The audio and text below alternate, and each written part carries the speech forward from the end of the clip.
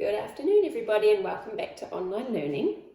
This afternoon's craft activity I have for you uses a paper plate, scissors, a pencil, some paints if you have some, and some wool because you're going to be weaving with the wool, okay?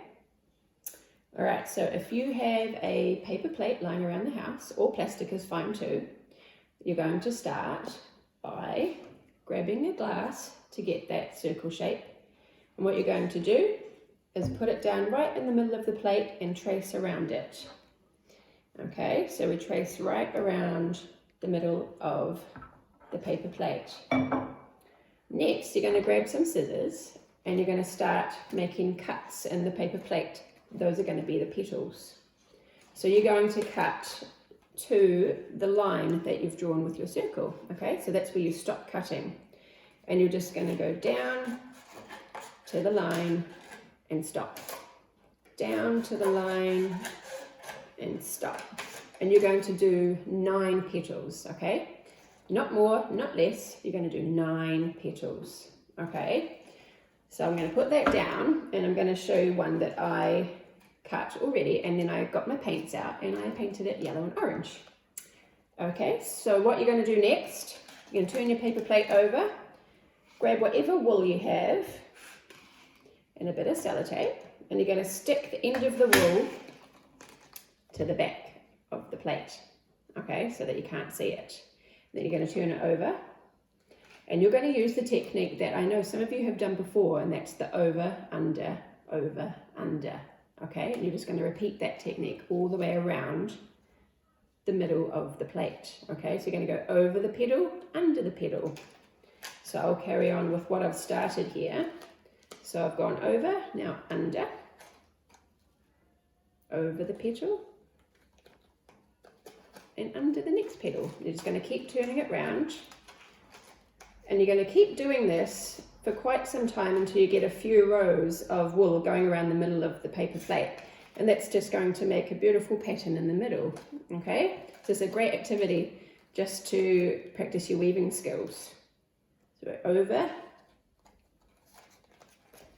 and under, over and under, over and under, and over and under. So it's going to be a really good fine motor skills activity for you. Okay, so we'll keep doing that for a little bit, and you can do it as many times as you like. It just depends how many rows you'd like in the middle of your flower. Over and under.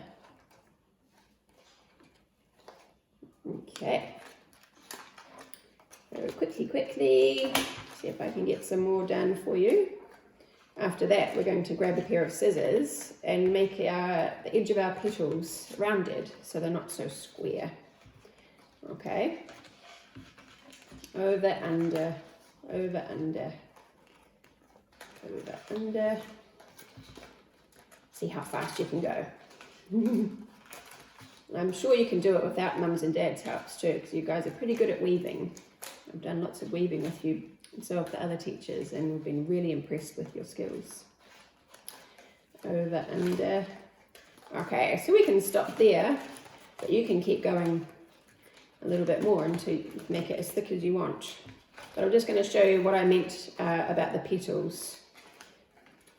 When you've actually finished weaving around the middle of the paper plate, you're going to turn it back over and stick another piece of sellotape down just to hold it in place. So let's just pretend that I've finished, where I would probably keep going a little bit longer. But now we have a beautiful pattern in the middle. So what I was going to do next with the scissors is just going to make them a little bit rounder. So you're going to go around each petal and round them off. You can make squiggly lines because the edge of petals aren't generally square.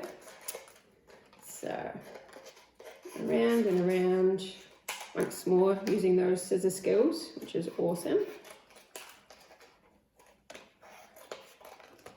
And And if you do manage to get one of these flowers done at home, I'd really love to see the finished product.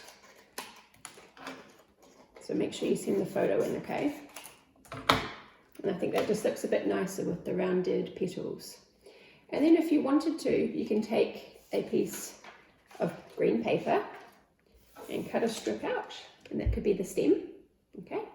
And you can stick that on the back of your flower if you wanted to. So I'll stick my green stem on the back with some sellotape, make it nice and strong.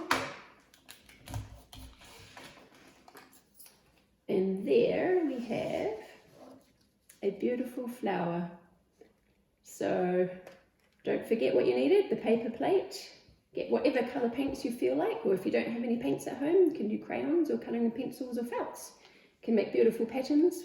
And then remember to do the circle, cut 9 petals, and your technique is over, under, over, under. And go round and around as many times as you like.